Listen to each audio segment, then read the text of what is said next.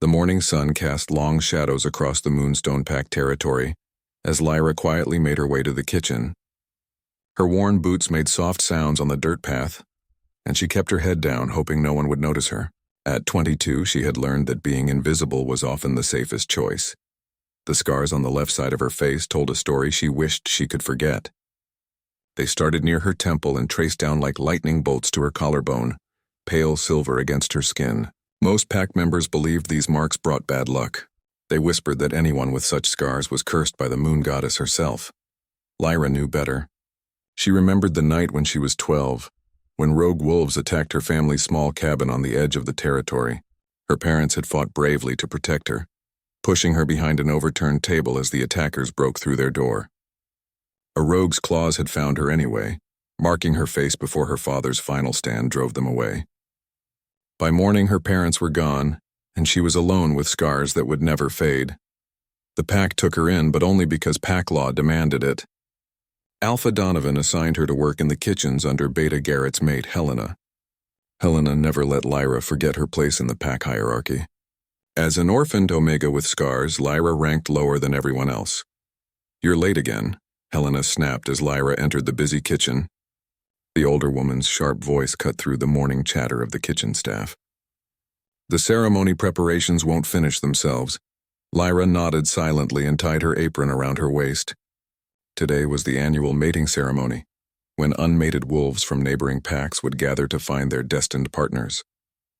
It was supposed to be a celebration of love and new beginnings, but for Lyra, it meant extra work and extra reminders of what she could never have. She began chopping vegetables for the feast, keeping her scarred side turned away from the other workers. Through the kitchen window, she could see young female wolves from her pack getting ready. They wore flowing dresses in soft colors, their hair styled in elegant braids decorated with small flowers. They laughed and chatted excitedly about the possibility of finding their mates. Lyra had stopped dreaming of such things long ago. "At least cover those ugly marks properly," Helena said, passing by with a tray of freshly baked bread. "Nobody wants to lose their appetite looking at your face." The word stung, but Lyra had heard worse over the years.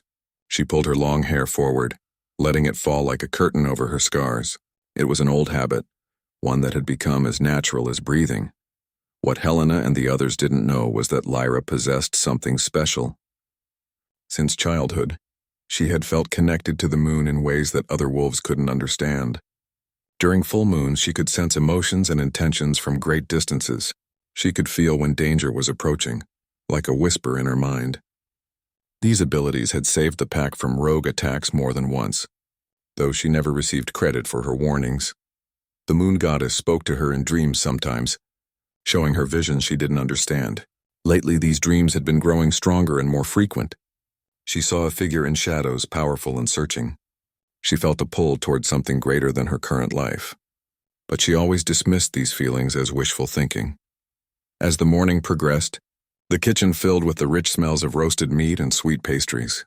Pack members came and went, discussing the ceremony preparations and speculating about which wolves might find their mates.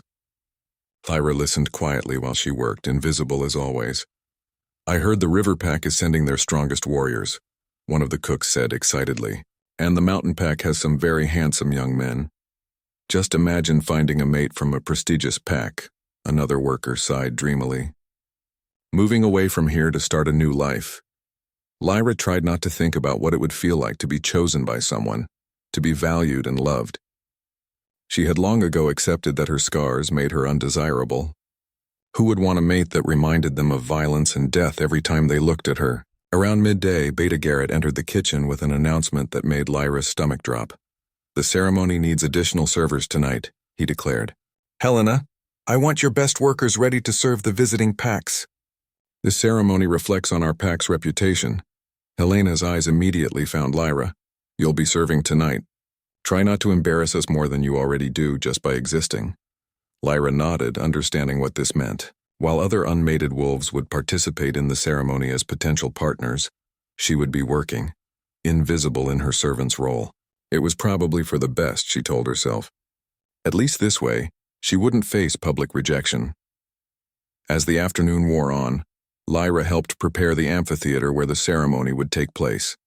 She arranged silver ribbons and hung strings of lights that would glow softly when the moon rose. The other workers chatted about their excitement for the evening, but Lyra focused on her tasks. The sun began to set, painting the sky in shades of orange and pink. Soon the moon would rise, and wolves from across the region would gather to find their mates. Lyra changed into her simple serving dress, a plain gray garment that would help her blend into the background. She looked at herself in the small mirror in the servants' quarters, seeing the familiar pattern of scars that marked half her face. For just a moment, she let herself imagine what it would be like to participate in the ceremony as a real candidate for mating. What would it feel like to have someone look at her with love instead of pity or disgust? But dreams were dangerous things for someone in her position. Lyra pushed the thoughts away and prepared to serve at a ceremony where she would never belong as anything more than help. She had no idea that this night would change everything, or that someone very powerful had been searching for her for years. The moon began to rise, full and bright, and something deep in Lyra's chest stirred with anticipation. She attributed it to her usual lunar sensitivity, not knowing that destiny was finally calling her name. The amphitheater looked magical under the full moon's glow. Silver ribbons fluttered in the gentle evening breeze, and moonflowers released their sweet fragrance into the night air. Hundreds of candles flickered around the stone seating, creating dancing shadows that made everything seem alive with possibility. Lyra moved quietly between the gathered wolves, carrying trays of drinks and small appetizers. She kept her head down and her scarred side turned away from the crowd, but she couldn't help stealing glances at the beautiful scene unfolding around her. Young wolves from 5 different packs had come for tonight's ceremony. The females wore elegant dresses in soft blues, greens, and silvers that caught the moonlight beautifully. Their male counterparts stood tall and confident, their best formal clothes making them look like princes from fairy tales. Everyone seemed to glow with hope and excitement. The visiting wolves mingled with her pack members, introducing themselves and making polite conversation. Lyra noticed how easily they laughed together, how naturally they moved in this social dance of courtship. She had never learned these skills, having spent her years hiding in kitchens and shadows. "More wine here," called out a young woman from the river pack, barely glancing at Lyra as she approached with a fresh bottle. The woman was stunning, with flowing auburn hair and bright green eyes. Everything about her screamed confidence and desirability. As Lyra poured the wine, she overheard the woman talking to her friends about her hopes for the evening. "I've heard the mountain pack has some incredible warriors. Strong, handsome, and wealthy. Any one of them would be a perfect mate." Lyra tried to imagine what it would feel like to have such confidence, to believe that you deserved the best life had to offer. For her, hoping for anything beyond survival felt like asking for too much. The ceremony officially began when Alpha Donovan stepped onto the raised platform at the center of the amphitheater. He was an impressive figure, tall and broad-shouldered with graying hair that spoke of wisdom and experience. His voice carried easily across the gathered crowd. "Welcome, wolves of the 5 packs," he began, his arms spread wide in greeting. "Tonight, under the blessing of the full moon, we gather to witness the sacred bonds of mating. May the moon goddess guide worthy hearts to find their perfect matches." A cheer went up from the crowd, and Lyra felt a familiar ache in her chest. She had watched this ceremony for years, always from the sidelines, always serving instead of participating. Tonight felt no different, except for a strange energy in the air that made her skin tingle. She was refilling glasses near the edge of the amphitheater when the traditional blessing began. All unmated wolves were called to present themselves in a large circle, where the pack elders would offer prayers for successful matches. Lyra watched as dozens of hopeful young people formed the circle, their faces bright with anticipation. She began to retreat toward the kitchen area, wanting to avoid the emotional intensity of watching others receive blessings she would never experience. "Where do you think you're going?" Beta Garrett's harsh voice stopped her in her tracks. He appeared beside her with a cruel smile on his face. "The Alpha called for all unmated wolves. That includes servants," Lyra's heart sank. "But I'm working," she said quietly. "Someone needs to serve the refreshments." "The serving can wait," Garrett replied, his tone leaving no room for argument. "Pack law says all unmated wolves must present themselves for blessing. Are you trying to defy pack law?" Several nearby wolves had stopped their conversations to watch this exchange. Lyra felt their curious and judgmental eyes on her, and heat rose in her cheeks. She knew Garrett was enjoying her discomfort. He had always seemed to take pleasure in finding ways to humiliate her. "No, Beta," she whispered. "I'll join the circle." Garrett's smile widened. "Good. And Lyra? Make sure everyone can see those beautiful scars of yours. It would be dishonest to hide your assets." The cruelty in his words hit her like a physical blow, but Lyra had learned long ago not to show how much such comments hurt. She walked slowly toward the blessing circle, feeling like she was walking toward her execution. As she approached the group of unmated wolves, conversations began to die down. One by one, the other participants noticed her approach, and Lyra watched their expressions change from curiosity to shock to disgust. Several of the young women actually stepped away from her, creating obvious gaps in the circle. "Is that the scarred girl?" she heard someone whisper. "Why is she here? I thought she was just a servant. Those marks are so ugly. They make me feel sick just looking at them." Lyra found herself standing alone in a space that should have been filled with other wolves. The circle had reformed around her isolation, making her difference painfully obvious to everyone present. Her hands shook as she tried to decide where to look, but everywhere she turned she saw faces filled with pity, disgust, or morbid curiosity. Alpha Donovan looked uncomfortable as he noticed the situation, but he continued with the ceremony. "Moon Goddess, we present these worthy wolves to your divine attention. Bless them with the gift of true mating that they might find happiness and strengthen our packs." The blessing words that should have felt sacred just emphasized how separate Lyra was from everyone else. She didn't feel worthy of divine attention. She felt like a mistake that had wandered into a place where she didn't belong. Then Beta Garrett stepped forward, his voice carrying clearly across the amphitheater. "Alpha Donovan, I think there's been a misunderstanding. Some individuals here tonight aren't really candidates for mating." All eyes turned to Lyra, and she felt her face burn with shame.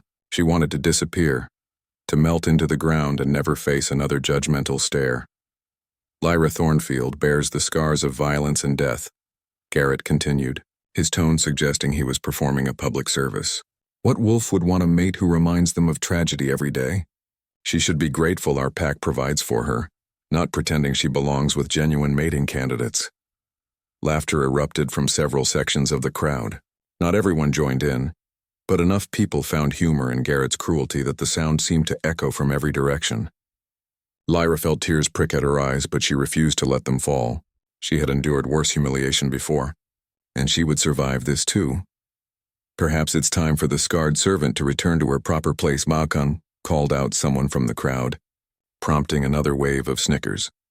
Lyra began to step back from the circle, ready to retreat to the safety of the kitchen where she could hide her embarrassment. She had taken only 2 steps when a sound froze every wolf in the amphitheater.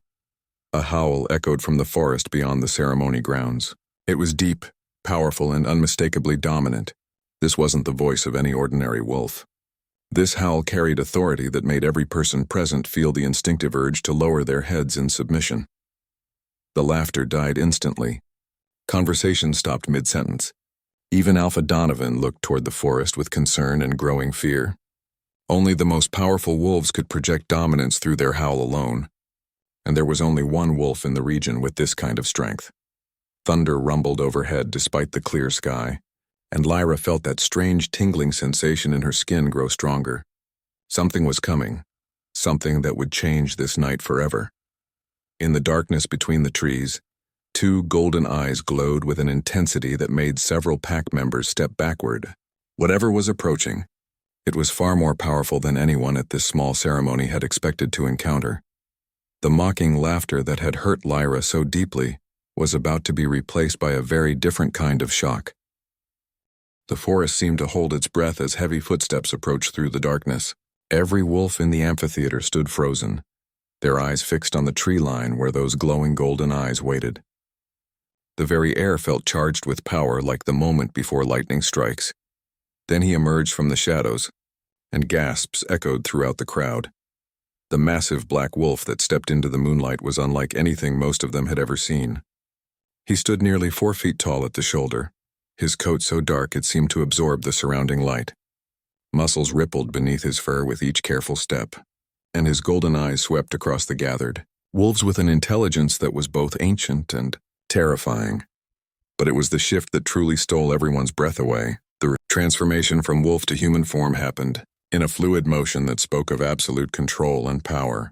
Where the great black wolf had stood now stood a man who commanded attention without saying a word. He was tall, probably 6.5 feet, with broad shoulders and the kind of presence that made everyone else seem smaller by comparison. His dark hair was slightly longer than fashion dictated, giving him a wild edge that matched the intensity in those golden eyes. He wore simple but expensive clothes that fit his powerful frame perfectly. Everything about him radiated strength, authority, and something dangerous that made smart people keep their distance. This was Alpha King Alexander Nightshade, ruler of all wolf packs in the region, and he was absolutely the last person anyone expected to see at their small territory's mating ceremony. "Your Majesty," Alpha Donovan stammered, dropping to one knee immediately. His voice shook with shock and barely controlled fear. Around the amphitheater, wolves began falling to their knees as well, their heads bowed in submission to the most powerful werewolf alive. Alexander's gaze swept across the kneeling crowd, but instead of acknowledging their submission, his attention seemed focused on finding something specific. His eyes moved methodically from face to face as if he was searching for someone in particular. "Rise," he commanded, his deep voice carrying easily across the silent amphitheater. "I didn't come here for ceremony." The assembled wolves slowly got to their feet, but no one dared meet his eyes directly. Lyra found herself trembling, not from fear but from something else entirely. The moment the Alpha King had appeared, every instinct in her body had awakened. Her connection to the moon felt stronger than it had ever been, and something deep in her chest pulled toward this stranger like a magnet. Alexander continued his visual search of the crowd, and Lyra realized with growing shock that his gaze was moving in her direction. She tried to step further back into the shadows, but there was nowhere to hide in the open amphitheater. When their eyes finally met, the world seemed to stop. For 5 long seconds, neither of them moved. Alexander's golden eyes locked onto hers with an intensity that made her feel like he could see directly into her soul. Lyra felt heat rise in her cheeks and something flutter in her stomach that she had never experienced before. Then, to the absolute amazement of every person watching, the Alpha King began walking directly toward her. Conversations started and stopped as people tried to process what they were seeing. The most powerful wolf in the kingdom was approaching the scarred servant girl, ignoring dozens of beautiful, eligible females who would have given anything for his attention. "What is your name?" Alexander asked when he reached her, his voice surprisingly gentle for someone who commanded armies and struck fear into the hearts of his enemies. Lyra's mouth felt dry, and it took her 2 attempts to find her voice. "Lyra, Your Majesty. Lyra Thornfield." "Lyra," he repeated as if testing how her name felt on his tongue. "You're exactly as I've seen you." Before she could ask what he meant by that strange statement, Beta Garrett stepped forward with obvious panic in his eyes. Having the Alpha King show interest in their lowest-ranking pack member was clearly not something he had prepared for. "Your Majesty," Garrett said with forced respect, "I'm afraid there's been some confusion. This girl isn't part of the mating ceremony. She's just a servant. A damaged one, I'm afraid." Alexander turned toward Garrett with a look that could have frozen fire. The temperature in the amphitheater seemed to drop 10 degrees as his dominance flared in response to the insult. "Damaged?" The word came out as a low growl that made several people step backward in fear. "Her scars, Your Majesty," Garrett continued, apparently too nervous to recognize the danger he was in. "They're quite unsightly. Bad luck, some say. Surely someone of your status would prefer—" "Someone of my status," Alexander interrupted, his voice deadly quiet, "recognizes strength when I see it. These marks you call damage?"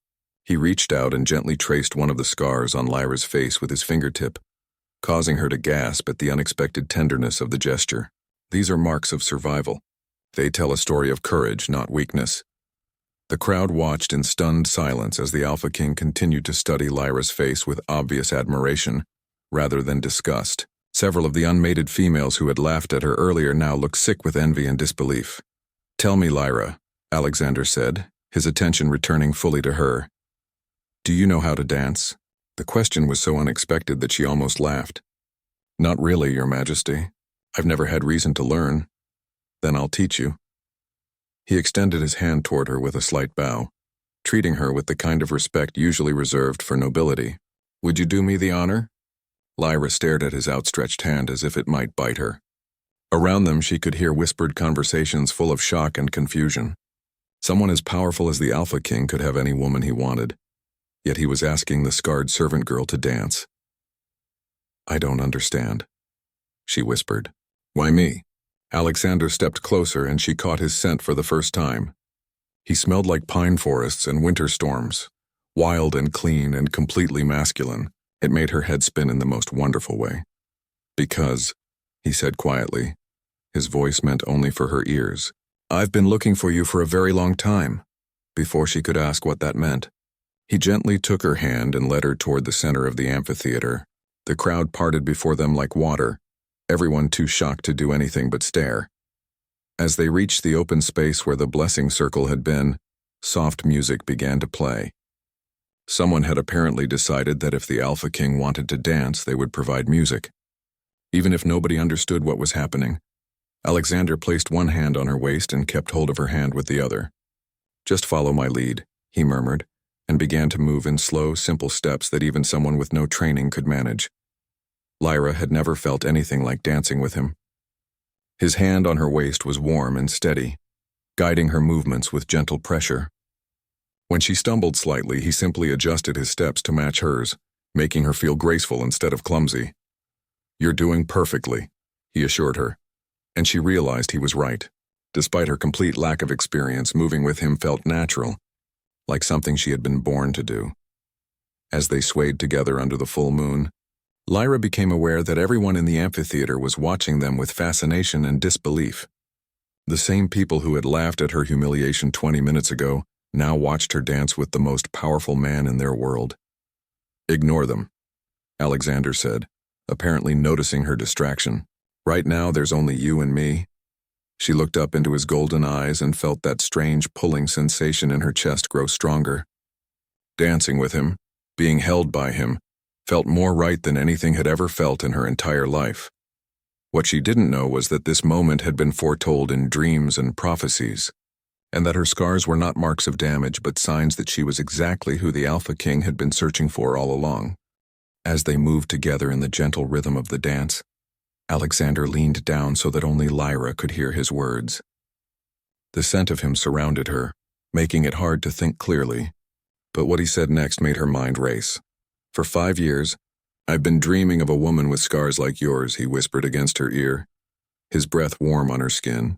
"Dreams so vivid I could describe every mark, every curve of your face. I've traveled to dozens of packs searching for you." Lyra's steps faltered and she pulled back to look at him with wide eyes. "That's impossible." "We've never met before tonight, haven't we?" His golden eyes searched her face as if looking for recognition. "Tell me, Lyra, do you ever dream of a man in shadows? Someone you can't quite see clearly but who feels familiar?" Her heart stopped beating for a moment. Those dreams had been haunting her for years. Visions of a powerful figure reaching out to her, calling her name in a voice that made her feel safe and wanted.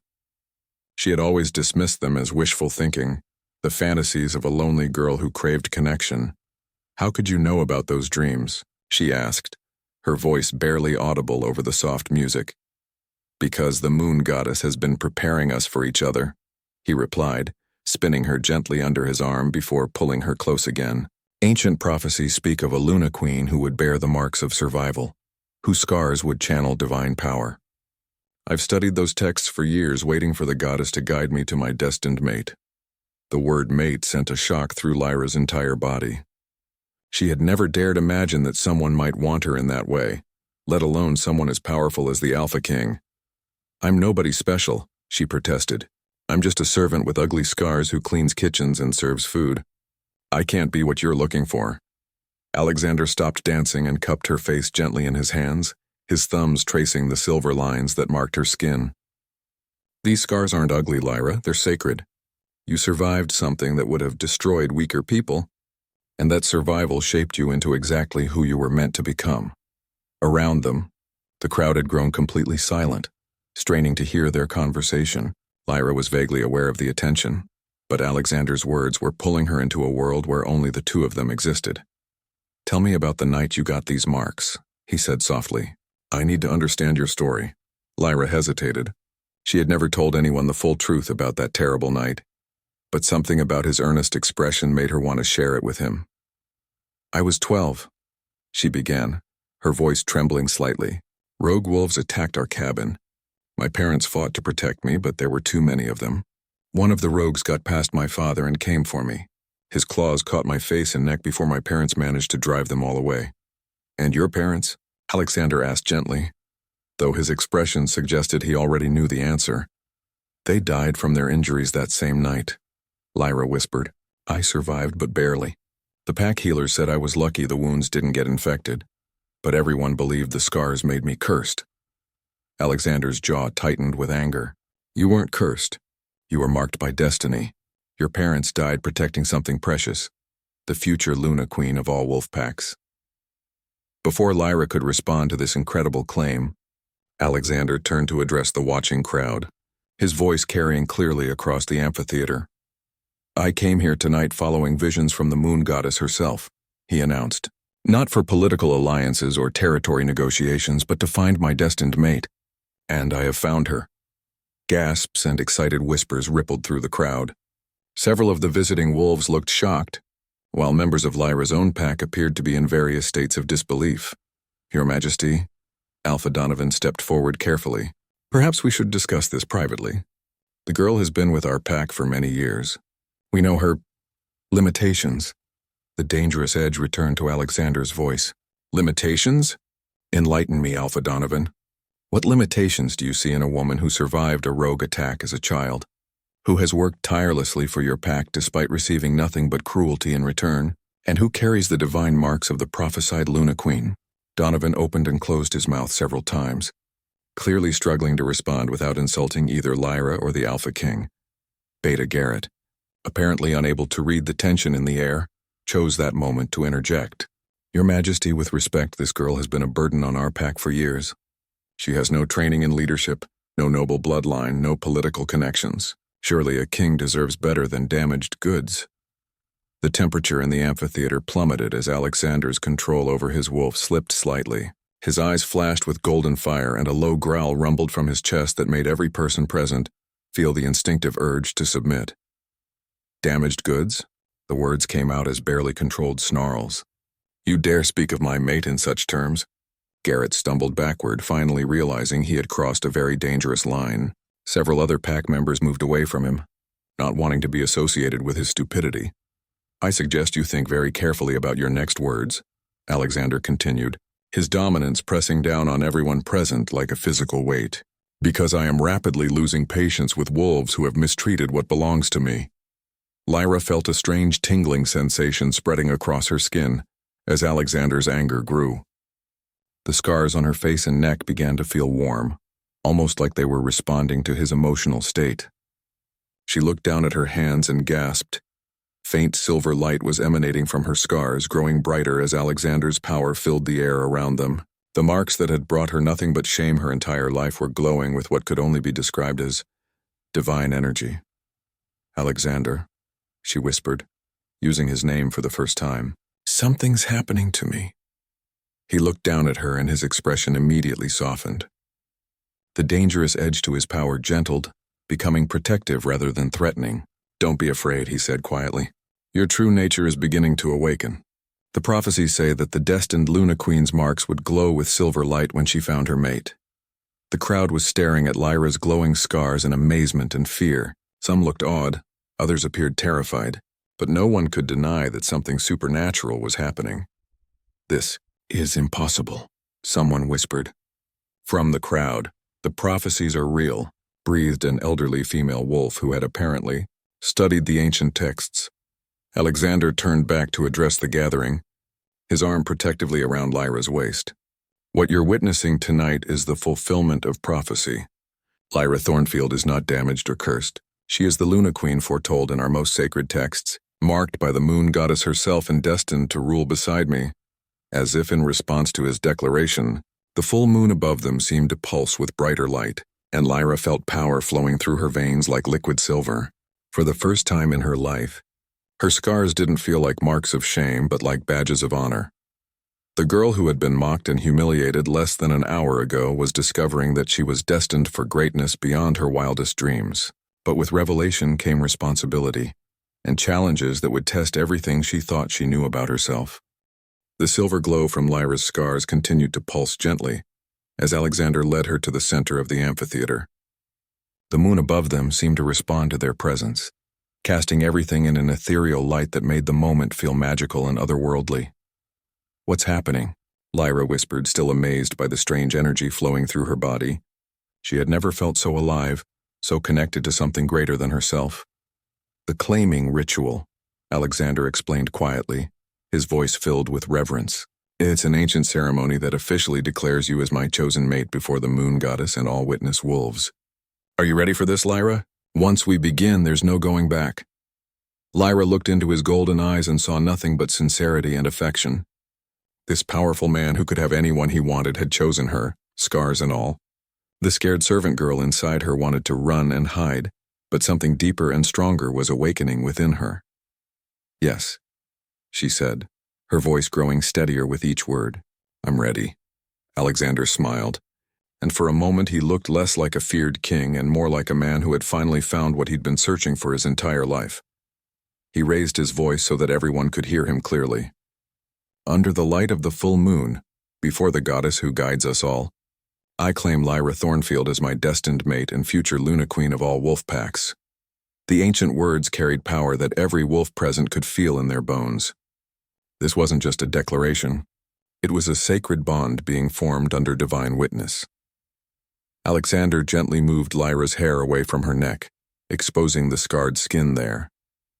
Instead of looking away in disgust as others had done for years, he leaned down and placed a gentle kiss on each mark, honoring them rather than hiding them. "I claim these scars as symbols of your strength," he said against her skin. "I claim your courage, your kindness, and your pure heart. I claim you as mine, and give myself to you in return." The moment his lips touched the largest scar on her neck, silver light exploded around them both. The mark began to transform, changing from a pale reminder of trauma into something beautiful and powerful. When the light faded, a perfect silver crescent moon gleamed on her neck, the traditional mark of a claimed Luna Queen. Gasps and whispers filled the amphitheater as wolves realized they were witnessing something that happened maybe once in a generation. The prophesied Luna Queen had not only been found but officially claimed by the Alpha King. Lyra touched the new mark on her neck, feeling the warm power that pulsed beneath her fingertips. "It's beautiful," she breathed in wonder. "You're beautiful," Alexander replied, and she could see in his eyes that he truly meant it. But their moment of happiness was interrupted by angry voices from the crowd. "This is ridiculous," shouted a well-dressed woman from the visiting river pack. "A servant girl cannot become Luna Queen. My daughter has noble blood and proper training." "The Alpha King has been deceived somehow," called out another voice. "Those scars must be fake, created to fool him into thinking she's the prophesied one." More protests erupted from various sections of the crowd. Several families who had brought their daughters hoping to catch the Alpha King's attention were clearly furious that their plans had been ruined by what they saw as an unworthy nobody. Alpha Donovan stepped forward, looking uncomfortable but determined. "Your Majesty, perhaps we should consider this decision more carefully. The girl has no experience in leadership, no political training, no understanding of pack dynamics beyond basic service. Surely the Luna Queen should come from a more suitable background." Alexander's expression darkened at the challenges to his mate, but before he could respond, Lyra surprised everyone by speaking up herself. "You're right," she said clearly, her voice carrying across the amphitheater. "I don't have noble blood or political training. I've spent my life in kitchens and shadows, invisible to most of you until tonight." Several of the protesters looked satisfied, thinking she was admitting her unworthiness. "But," Lyra continued, her voice growing stronger, "I've also spent my life watching. I've seen how real leadership works and how it fails. I've witnessed kindness and cruelty, wisdom and foolishness, all from a position where nobody bothered to hide their true nature from me."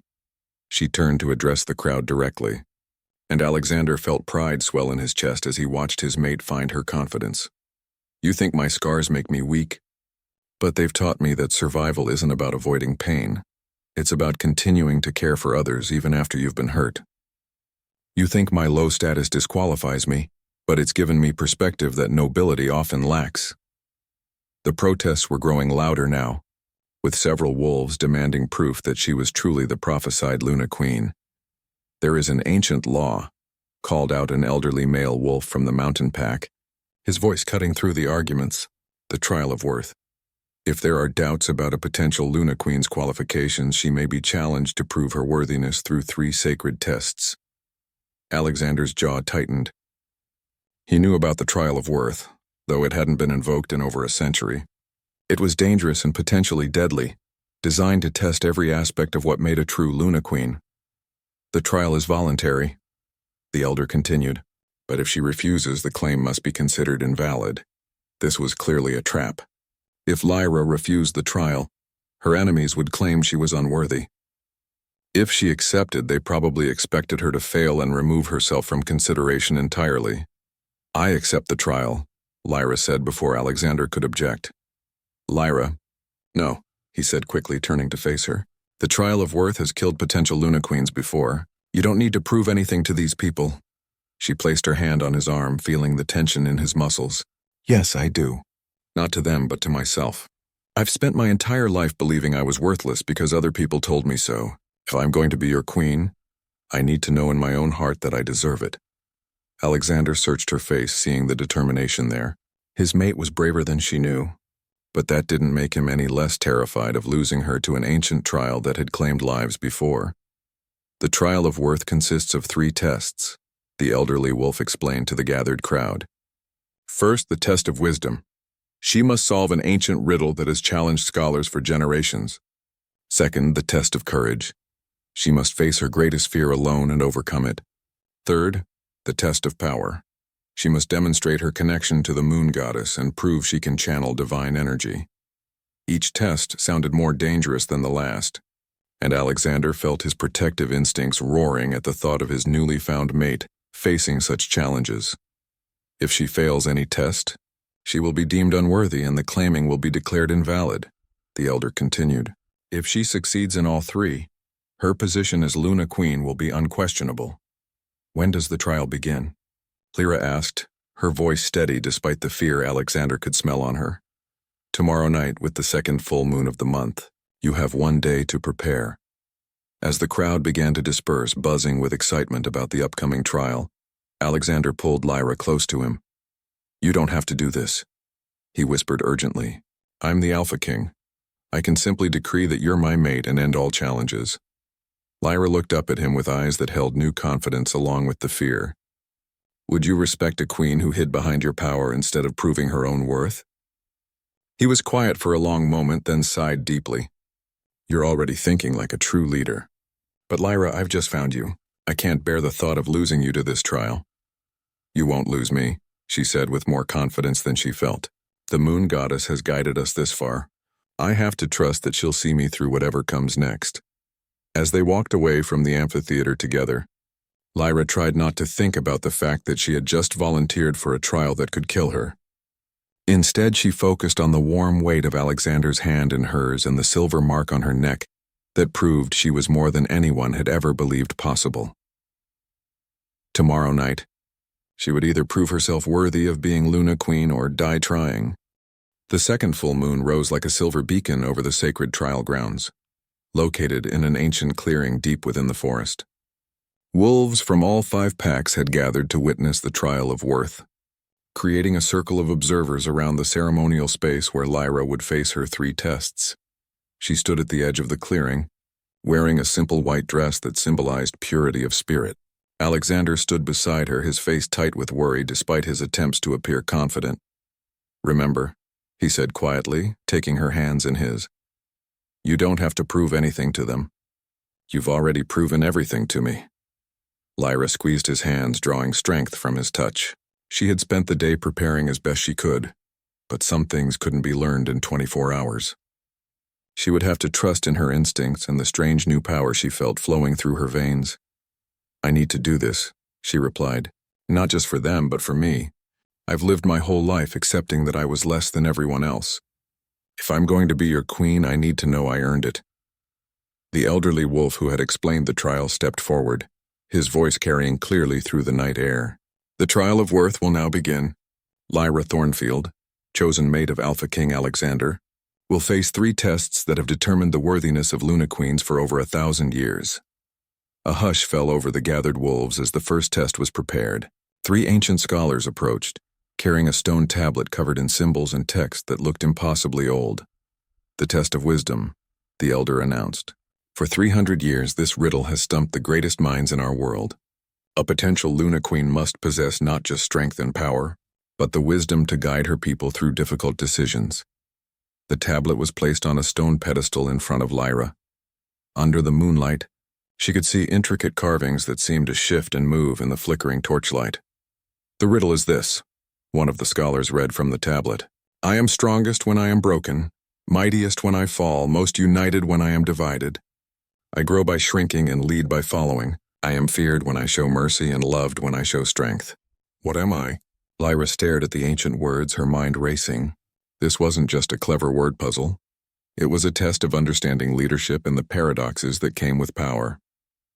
She thought about her own life, about the ways that weakness had become strength and isolation had taught her about connection. Around her, she could hear whispers from the crowd. Some wolves were betting on how quickly she would fail, while others seemed genuinely curious to see if the scarred servant girl might actually solve a riddle that had defeated scholars for centuries.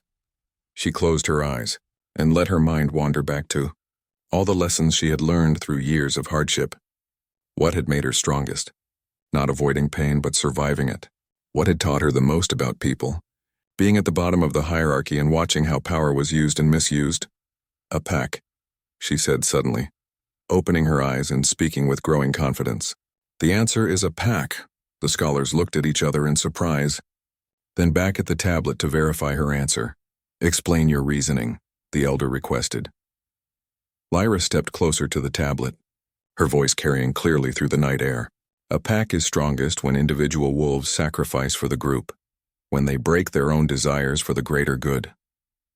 It's mightiest when leaders fall by putting others first. It's most united when responsibilities are divided among different wolves with different strengths. She was gaining momentum now, remembering all the pack dynamics she had observed from her position as an invisible servant. A pack grows stronger by shrinking individual egos. And the best leaders lead by following the wisdom and needs of their people. Good alphas are feared when they show mercy, because it takes true strength to choose forgiveness over revenge. And they're loved when they show strength because protection makes people feel safe. The crowd had gone completely silent, listening to this explanation that revealed a deep understanding of leadership that many of them had never considered. The eldest scholar studied the tablet carefully, then looked up with genuine amazement. That is correct. For the first time in 3 centuries, the riddle has been solved. Cheers erupted from some sections of the crowd, while others looked shocked that she had succeeded. Alexander's face showed fierce pride. But Lyra knew the hardest tests were still ahead. The test of courage, the elder announced, as the stone tablet was removed and replaced with a different ceremonial setup. A small tent had been erected at the center of the clearing, surrounded by burning herbs that created thick mystical smoke. The scent was both calming and unsettling, and Lyra realized it was designed to enhance whatever visions or experiences the test would bring. The candidate must enter the Vision Lodge alone and face her greatest fear. She must not only confront what terrifies her most, but overcome it without running away. Many potential Luna Queens have emerged from this test broken in spirit, unable to continue. Lyra felt her stomach tighten with fear. She had no idea what her mind would conjure up in that tent, but she suspected it would involve reliving the night her parents died. I'll be right here when you come out, Alexander said softly, though she could hear the worry in his voice. She nodded and walked toward the tent, each step feeling heavier than the last. The herb smoke grew thicker as she approached, making her feel lightheaded and disconnected from reality. Inside the tent, she sat cross-legged on a woven mat and breathed deeply of the smoke. Within moments, the world around her began to fade and transform. She was 12 years old again, hiding behind the overturned table in her family's cabin. The sound of splintering wood filled the air as rogue wolves broke through the door. Her parents' voices shouted commands and warnings as they fought desperately to protect her. But this time, the vision was different from her memories. Instead of watching helplessly as her parents died, she was forced to experience every moment of their pain. She felt their terror, their desperate love for her, their final thoughts as life left their bodies. Then the scene shifted, and she was watching herself grow up in the pack, experiencing every cruel word, every rejection, every moment of loneliness and despair from an outside perspective. She saw how the pain had shaped her, but also how it had twisted her self-perception. Finally, the most terrifying vision of all, she saw herself as Luna Queen, making decisions that led to the deaths of innocent wolves. She watched herself become cruel and bitter, using her power to hurt others the way she had been hurt. "No," she said aloud, her voice echoing strangely in the mystical space. "That's not who I am. That's not who I choose to be." She stood up in the vision and faced the dark version of herself. "My parents didn't die so I could become a victim forever. Their sacrifice taught me the value of love and protection. My scars don't make me damaged. They make me understand suffering so I can help end it for others." The dark vision of herself sneered. "You're weak. You're nothing but a scarred servant who got lucky." "I'm a survivor," Lyra replied firmly, "and I choose to use my survival to protect others, not to hurt them. I choose to break the cycle of pain instead of continuing it." The dark vision began to fade, and Lyra felt the herb smoke clearing from her mind. She had faced her deepest fears, not just of death or pain, but of becoming the kind of person who would use power to harm instead of heal. She emerged from the tent to find the crowd watching her anxiously. Some wolves had expected her to run screaming from whatever she had experienced, but she walked out calmly, her expression peaceful despite the tears on her cheeks. "The test of courage is complete," the elder announced after studying her face carefully. "She has faced her fears and emerged stronger. Now came the final and most dangerous test. The test of power would require her to prove her connection to the moon goddess herself, and failure could mean death. As the preparations began for the third test, Lyra looked up at the full moon and prayed that the goddess who had guided her this far would see her through one last challenge. The third and final test took place under the peak of the second full moon. A circle of ancient stones had been arranged in the center of the clearing, each one carved with symbols that seemed to pulse with their own inner light. This was the test of power, and everyone present knew it was the most dangerous of the three trials.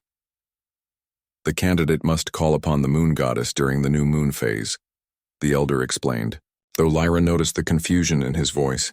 Above them, the moon was clearly full and bright.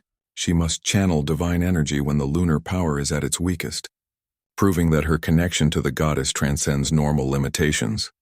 Lyra stepped into the circle of stones, feeling the ancient power that radiated from each carved symbol. As she moved to the center, something extraordinary happened. The full moon above began to dim, as if responding to her presence. The crowd gasped as the bright lunar disk slowly faded to black, creating an artificial new moon that bathed the clearing in darkness. Only the torches around the trial ground provided any light, casting dancing shadows that made everything feel otherworldly and mysterious.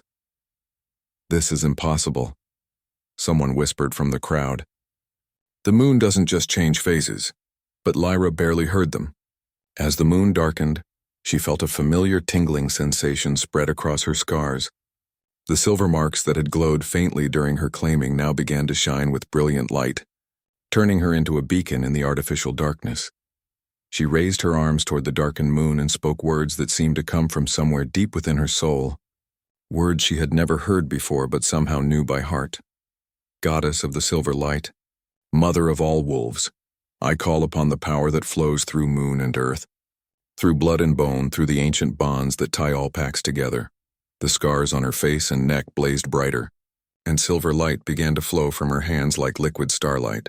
The energy swirled around her in patterns that resembled ancient symbols, creating a display of power that left the watching wolves speechless.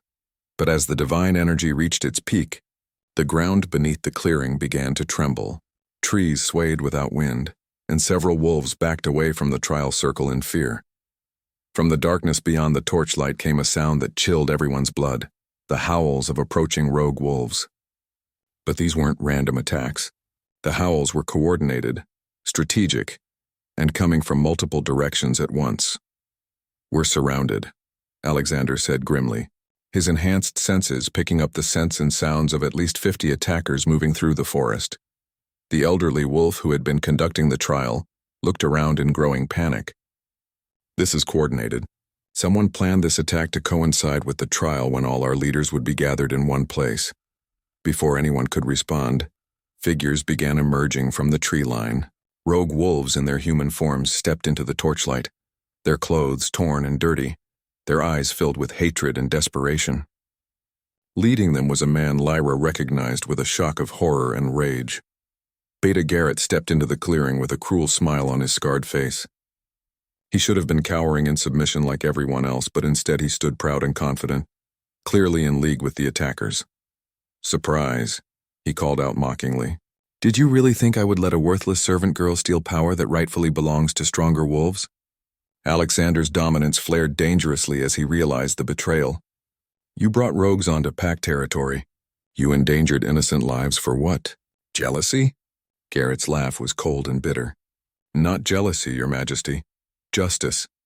I've spent years watching weak alphas make poor decisions while wolves like me are overlooked." This little play acting with the scarred girl was the final insult.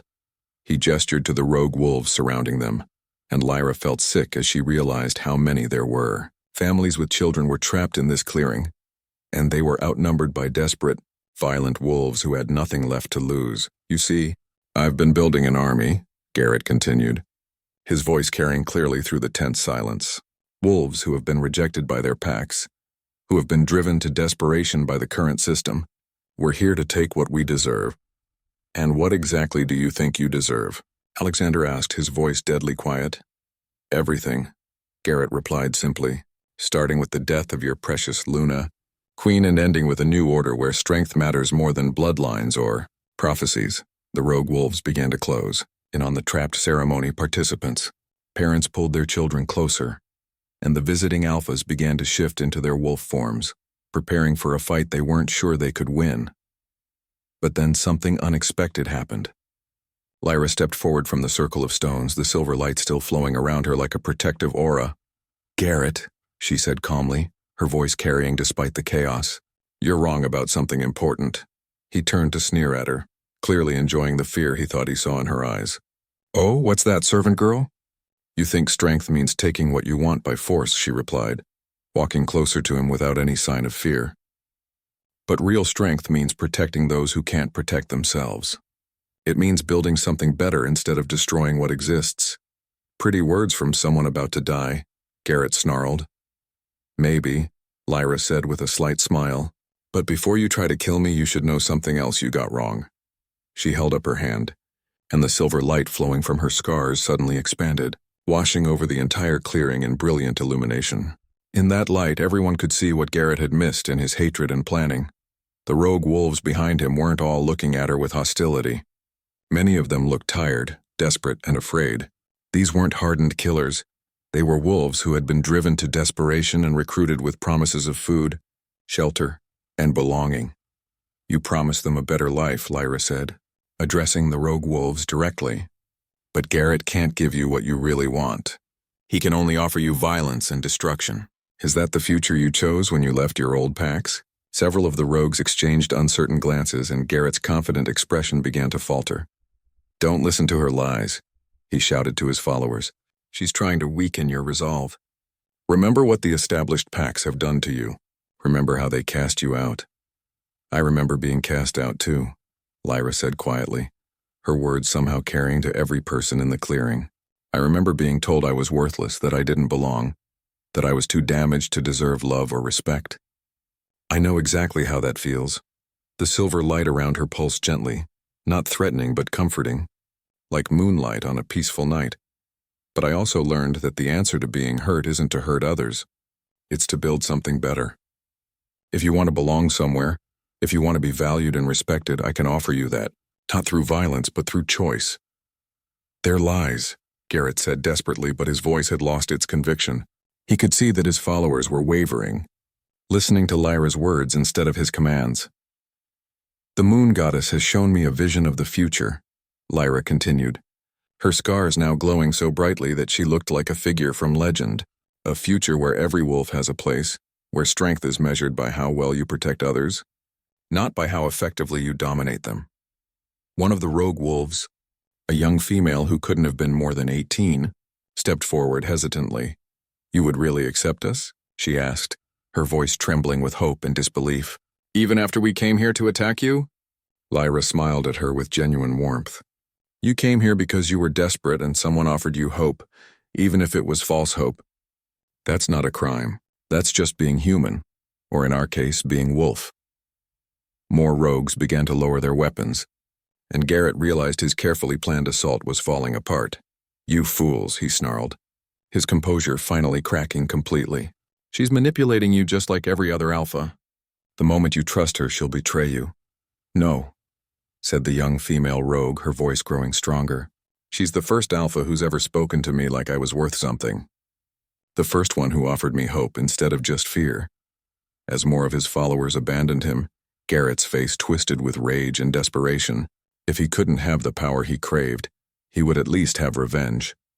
With a roar of fury, he shifted into his wolf form and launched himself directly at Lyra, his claws extended and his teeth bared. The final confrontation between the old way and the new was about to begin. Time seemed to slow as Garrett's massive wolf form hurtled through the air toward Lyra. She could see the hatred blazing in his eyes. The claws extended to tear her apart, the powerful muscles that could easily end her life in seconds. But instead of running or screaming, Lyra did something that shocked everyone present. She stood perfectly still and opened her arms as if welcoming him. The silver light flowing from her scars suddenly exploded outward in a brilliant wave that washed over Garrett's attacking form. Instead of harming him, the divine energy seemed to freeze him in midair, holding him suspended like a fly in amber. I understand your pain, Garrett, Lyra said calmly, her voice carrying clearly through the suddenly silent clearing. You've spent your whole life feeling overlooked, undervalued, watching others receive recognition you thought you deserved. Garrett struggled against the silver energy holding him, his wolf form snarling and snapping, but he couldn't break free. You're angry because the world has been unfair to you, she continued, walking closer to his suspended form. And you're right. It has been unfair, but destroying others won't heal the hurt inside you. It will only create more pain, more anger, more wolves who feel like you do. The silver light began to pulse gently, and somehow Garrett found himself shifting back to human form, still held motionless by Lyra's power. You want to know the real difference between us? Lyra asked, now standing directly in front of him. When the world hurt me, I learned compassion. When the world hurt you, you learned cruelty. But it's not too late to choose a different path.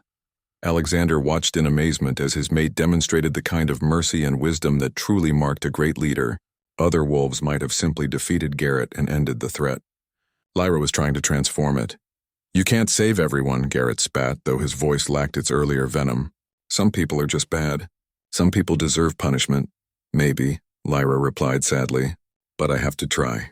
Because if I just write people off as hopeless, then I become exactly what you accused me of being. Another alpha who divides the world into worthy and unworthy. The silver energy holding Garrett began to fade, and he found himself free to move again. For a moment he stood frozen, staring at the young woman who had just spared his life when she could have easily ended it. Why? He asked, his voice barely a whisper. Because mercy is harder than revenge, Lyra replied simply, and because someone has to break the cycle.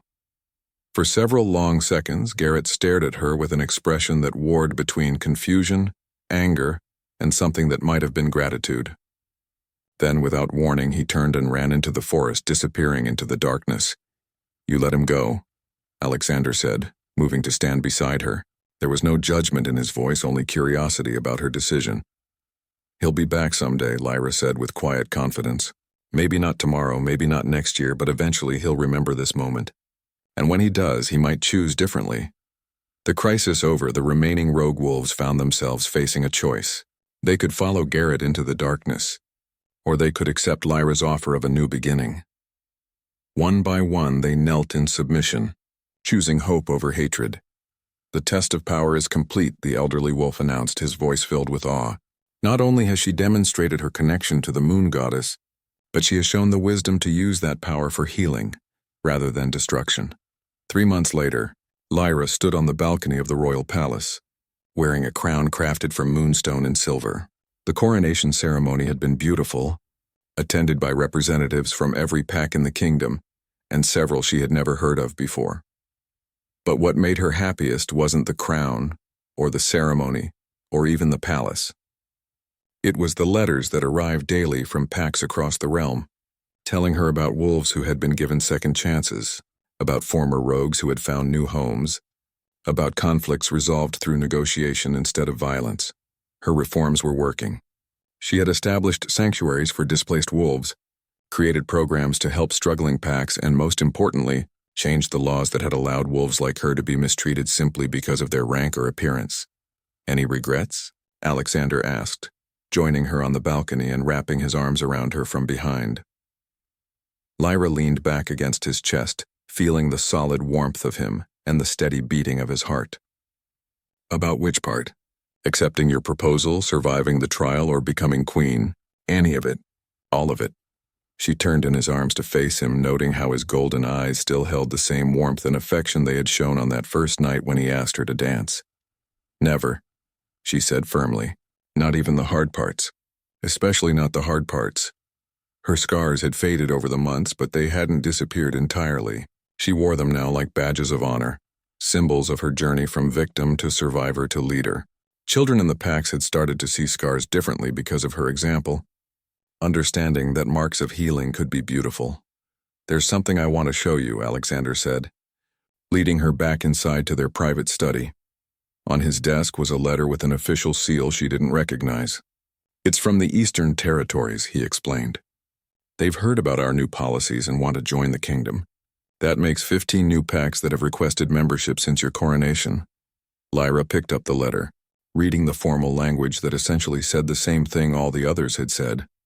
They wanted to be part of a kingdom where strength was measured by protection rather than domination, where every wolf had value regardless of their rank or history. We're building something good here, she said softly.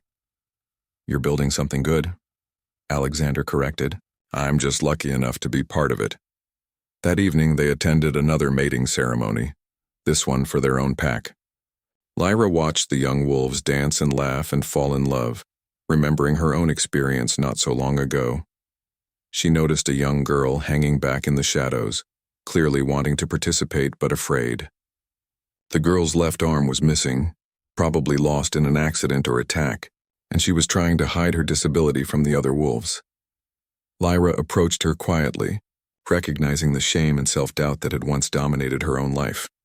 What's your name? She asked gently. Rebecca, Your Majesty, the girl replied, attempting to curtsy awkwardly. Would you like to dance, Rebecca? The girl looked shocked. But I'm not whole. Nobody would want to dance with someone like me. Lyra smiled and extended her hand. You know, someone told me once that scars and differences don't make us damaged. They make us unique. They tell our stories and show our strength. She led Rebecca onto the dance floor and slowly other wolves joined them. By the end of the evening, Rebecca was laughing and spinning with a young male wolf who seemed completely enchanted by her bright smile and kind heart. Later, as Lyra and Alexander walked back to their chambers, she reflected on how much had changed since that night when she was mocked and humiliated at a ceremony just like this one. Do you think he's out there somewhere? Alexander asked, apparently following a similar line of thought. Garrett? Yes, I can feel him sometimes, watching from a distance. He's learning, slowly. Pain like his takes time to heal. And you think he will? Heal, I mean? Lyra looked out the window at the full moon that had guided her journey from servant to queen. I think everyone deserves the chance to heal. Not everyone will take it, but everyone deserves the opportunity. As they reached their chambers, Lyra caught sight of herself in the hallway mirror. The woman looking back at her bore little resemblance to the frightened, scarred servant who had hidden in shadows. This woman stood tall, wore her marks with pride, and radiated the kind of confidence that came from knowing your own worth. But the most important change wasn't visible in any mirror.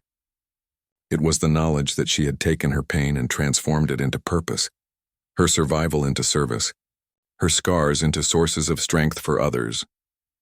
The girl who had been mocked for her scars at a mating ceremony had become the Luna Queen, who used those same scars to light the way for others who felt lost in darkness.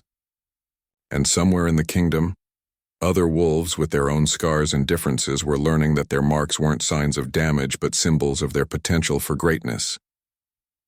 The new era had begun, and it was more beautiful than anyone had dared to dream.